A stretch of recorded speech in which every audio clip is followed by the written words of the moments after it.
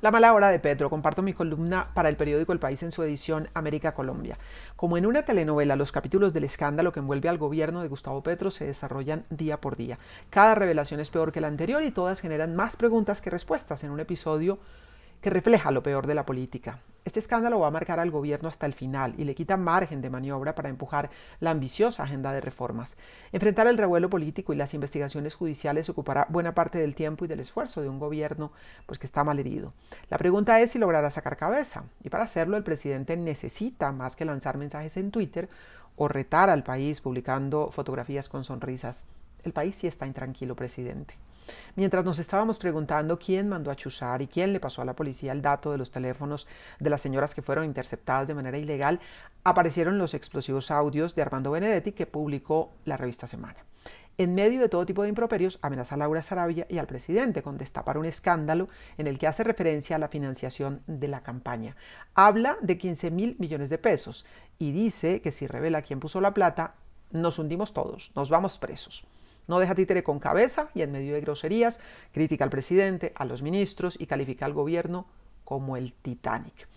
Hay que decir que no se conoce muy bien el contexto general de estos audios. Aparentemente un intercambio de mensajes con Laura Sarabia, posteriormente se conocieron también algunas de las respuestas de Laura Sarabia, en la que se ve que hay tensión, pero ella mantiene mucho más la compostura. El ex embajador Benedetti, en una extraña explicación después de que se conocieron los audios, dijo que fueron manipulados, pero también se excusó con el presidente y con Laura Sarabia, quien fuera la jefa de gabinete.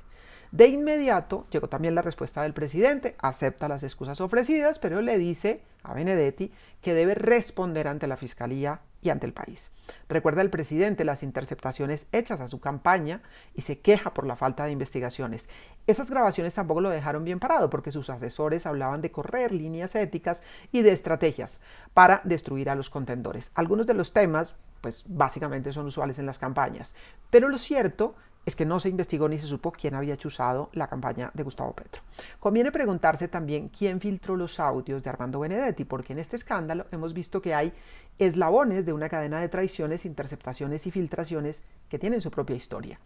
Por ejemplo, el entonces embajador en Caracas, Armando Benedetti, terminó vinculado al escándalo cuando se supo que mantenía vínculo con la niñera que trabajaba para Laura Sarabia, quien fue sometida al polígrafo, y que jugó un papel, Armando Benedetti, que todavía no es claro, en el estallido del escándalo del polígrafo.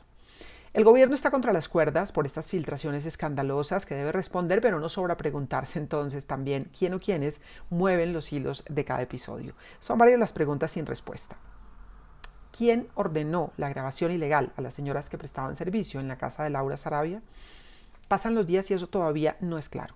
Se sabe que hubo una solicitud de la policía, de miembros de la policía, a un fiscal, argumentando que eran personas cercanas al clan del Golfo. Luego de las primeras escuchas se desestima esa relación con el clan del Golfo y se ordena parar la interceptación. Sin embargo, hay datos que no son precisos o sobre los cuales por lo menos se han dado varias versiones. El tiempo que duró la chuzada y la presencia de un supuesto informante, según versión inicial del abogado Miguel Ángel del Río, quien representa a los agentes de la DIJÍN investigados. El patrullero que pidió la interceptación y que está siendo investigado, en conversación con el periodista Daniel Coronel, habló de ese informante. Dijo que él pidió la interceptación al fiscal con base en datos de una fuente que en otra oportunidad le había dado información fiable.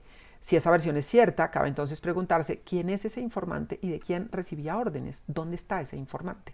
Porque dice el patrullero, sí, como dijo la fiscalía en un comunicado, al fiscal que ordenó la interceptación lo asaltaron en su buena fe, el patrullero dijo, pues a mí también. ¿Cuál es la historia del informante? Eso es una pregunta. Pero hay más preguntas sin respuesta. ¿Por qué Benedetti seguía cercano a la niñera, a quien le aplicó polígrafo por sospecha de robo? ¿Quién le presta los aviones? ¿A Benedetti? ¿El ex senador? Dijo en entrevista con la revista Cambio, siempre hay alguien que te presta un avión. Siempre hay un sapo que quiere hablar contigo. Bueno, y a cambio de que esos sapos prestan aviones. Y hay más. ¿Por qué le quitaron a Benedetti la visa para ingresar a Estados Unidos? ¿A qué viajaba ese país? ¿Qué sabe ese país? ¿Cuánto fue finalmente el dinero que le robaron a Laura Sarabia? ¿Es cierto que Benedetti consiguió 15.000 millones para la campaña? ¿De dónde? Si es cierto. ¿Qué más sabe Benedetti para atreverse a amenazar al presidente? ¿Cuál es el delito que le permite decir que si habla se van todos presos? ¿Qué falta por conocerse? Después de conocidos los audios también y después de escrita esta columna, se conoció un trino del senador Armando Benedetti en el cual él dice que todo esto fue fruto de la rabia y de los tragos. Y hay que recordar que evidentemente él ha tenido algunas dificultades en el consumo de sustancias. Y hay que decir también que el canciller Álvaro Leiva, de una manera muy fuerte, se refirió a Armando Benedetti como drogadicto y dijo que ya habían tomado la decisión de salir de él y que lo que hicieron fue anticiparla. Muchas reacciones en caliente en torno a este caso, entre otras una denuncia ya contra el presidente Gustavo Petro en la comisión de acusación y una denuncia por parte de miembros del pacto histórico contra el fiscal Francisco Barbosa, también en la comisión de acusación. Y es que ese es otro ingrediente.